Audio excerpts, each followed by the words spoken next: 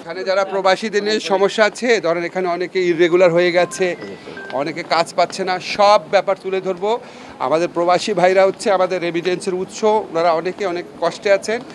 যতটা পারা যায় আমাদের দেশের স্বার্থ যেভাবে হোক ভালোভাবে তুলে ধরার চেষ্টা করব। শ্রমবাজারটাকে সিন্ডিকেট যুক্ত হবে না সিন্ডিকেট? আমি এটা নিয়ে কোনো কথা বলতে চাই না। আমি চাই আলোচনাটা বাংলাদেশের মানুষের পক্ষে থাক, এটার বেশি আর কিছু বলতে চাই না। বিষয় স্যার, হাই কমিশন থেকে কিছু কর্মকর্তাকে প্রত্যাহার করা হয়েছে, তারা এখন হাই কমিশনে কি করছে?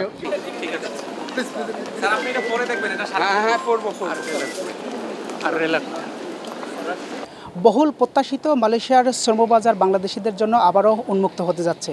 তারই লক্ষ্যে বাংলাদেশের প্রবাসী কল্যাণ ও বৈদেশিক কর্মসংস্থান মন্ত্রণালয়ের উপদেষ্টা ডক্টর আসিফ নজরুল মালয়েশিয়ায় আজ সন্ধ্যা 6টায় এসে পৌঁছেছেন এবং আগামী 15 তারিখে মালয়েশিয়ার মানব সম্পদ মন্ত্রণালয়ে সকাল 10:30টায় একটি মিটিং রয়েছে এবং দুপুর 2:30টায় দেশটির স্বরাষ্ট্র মন্ত্রণালয়ে আরও একটি মিটিং রয়েছে।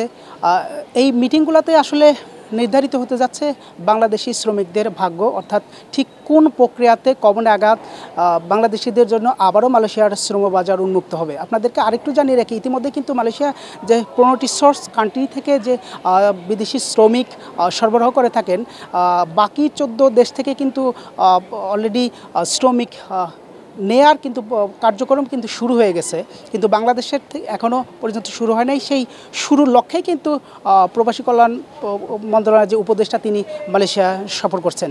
আপনাদেরকে আরেকটু বিষয় জানিয়ে রাখি, মালয়েশিয়ার শ্রমবাজার বাংলাদেশিদের জন্য মানে স্বপ্নের দেশ হলেও অসাধু ম্যানপাওয়ার ব্যবসায়ীদের কারণে কিন্তু এই শ্রমবাজারটি বারবার বন্ধ হয়ে যায়। অর্থাৎ সরকার নির্ধারিত যে ফি থাকে সেই ফিয়ের কয়েক গুণ বেশি কিন্তু অর্থ দিয়ে শ্রমিকদের মালয়েশিয়া যেতে হয় এবং সেখানে গিয়ে কিন্তু তারা মাসের পর মাস কিন্তু কাজ না পেয়ে বেকার জীবন তাদেরকে বহন করতে হয়।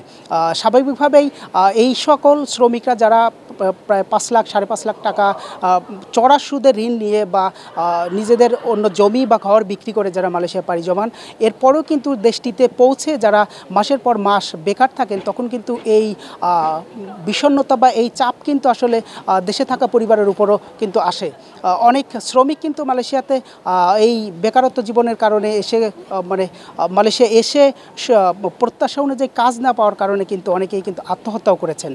প্রবাসীদের আশা এবার যেন অন্তর্বর্তী সরকার যেন প্রবাসীদের স্বার্থটা কিন্তু তারা যেন সবার আগে যেন তারা অগ্রাধিকার ভিত্তিতে যেন দেখেন এবং সরকার নির্ধারিত যে ফিতে মালয়েশিয়া যাওয়ার কথা সেই ফিতেই যেন শ্রমিকরা মালয়েশিয়াতে যেতে পারেন এবং প্রত্যাশা অনুযায়ী যে ভিসা নিয়ে যে কোম্পানিতে কাজের জন্য যাচ্ছেন তারা যেন সেখানে কিন্তু সেই কাজ যেন তারা পান, এরকম কিন্তু প্রবাসীরা দাবি করছেন এবং কোনো প্রকার সিন্ডিকেট যেন আবার থাবা দিতে না পারে মালয়েশিয়ার শ্রমবাজারকে, তাহলে কিন্তু হয়তো আবারও মালয়েশিয়ার শ্রমবাজার বন্ধ হবে। আমি আপনাদেরকে আরেকটু বলে রাখি, মালয়েশিয়ার এই শ্রমবাজার নিয়ে এই সিন্ডিকেট ব্যবসায়ী যারা রয়েছেন তারা কিন্তু আসলে বেশ ইতিমধ্যেই সক্রিয় হয়ে আছেন, যেন আবারও সেই সিন্ডিকেটের মাধ্যমেই তাদের ব্যবসা যেন ভালো হয়, তাদের পকেট যেন ভারী হয়, সেভাবেই যেন মালয়েশিয়াতে শ্রমিক রপ্তানি করা হয়। এই বিষয়গুলো নিয়ে কিন্তু ইতিমধ্যেই এই শ্রমবাজারের এই অসাধু চক্র কিন্তু ইতিমধ্যেই সক্রিয় হয়ে উঠেছে। আমি আপনাদেরকে আরেকটু জানিয়ে রাখি, প্রবাসীদের যে চাওয়াটা এইটা যেন আসলে সরকার গুরুত্ব দিয়ে রাখে, এমনটাই প্রবাসীরা যে দাবি জানাচ্ছেন সেই দাবির প্রতি নিশ্চয়ই হয়তো অন্তর্বর্তী সরকার গুরুত্ব দিবেন। আরেকটি বিষয় আমি আপনাদেরকে বলে রাখি যে মালয়েশিয়ার দূতাবাসে যে সকল অসাধু কর্মকর্তা রয়েছে যারা আসলে এই সিন্ডিকেটের সাথে জড়িত এবং বাংলাদেশি শ্রমিকদের নির্যাতনের সাথে জড়িত, তাদেরও কিন্তু আসলে প্রত্যাহার চেয়েছেন মালয়েশিয়া থাকা অসংখ্য প্রবাসীরা। ইতিমধ্যেই মালয়েশিয়ার দূতাবাসের যে ডেপুটি হাই কমিশনার রয়েছেন তাকে কিন্তু পররাষ্ট্র মন্ত্রণালয় থেকে অবিলম্বে দেশে ফেরার যে নির্দেশনা দিয়েছিলেন তাও কিন্তু ইতিমধ্যেই 1.5 মাস পেরিয়ে গেছে, তবু কিন্তু তিনি এখনও মালয়েশিয়াতে রয়েছেন। জনশ্রুতি রয়েছে যে তিনি এই কলিংয়ে গত কলিংয়ে যেমন তিনি অ্যাটাস্টেশন বাণিজ্য করেছেন বা যে কোনো নাম সর্বস্ব কোম্পানিকে তিনি অ্যাটাস্টেশন দিয়েছেন, এবারও সেই কলিং ব্যবসার জন্যই তিনি আসলে সরকারের আদেশ অমান্য করে তিনি কিন্তু মালয়েশিয়াতে রয়েছেন, যে কারণে প্রবাসীদের মাঝে একটি ক্ষোভ বিরাজ করছে। এবং এই ডেপুটি হাইকমিশনার খোরশেদ আলম খাস্তগির তিনি কিন্তু আসলে বৈষম্য বিরোধী ছাত্র আন্দোলনে মালয়েশিয়া থাকা যারা এর পক্ষে অবস্থান নিয়েছিলেন তাদের বিপক্ষে কিন্তু মালয়েশিয়ার বিভিন্ন থানায় কিন্তু মামলা করার জন্য, অর্থাৎ সন্ত্রাসী আখ্যা দিয়ে মামলা করার জন্য কিন্তু তিনি সুপারিশ করেছিলেন।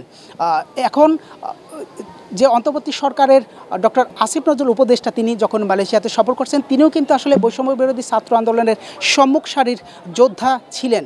প্রবাসীদের আশা তিনি যখন মালয়েশিয়াতে অবস্থান করছেন, নিশ্চয়ই দূতাবাসের অসাধু যে সকল কর্মকর্তারা রয়েছেন তাদের বিরুদ্ধে তিনি ব্যবস্থা নেবেন। কুয়ালালামপুর বিমানবন্দর থেকে এস এ সৌরভ, RTV।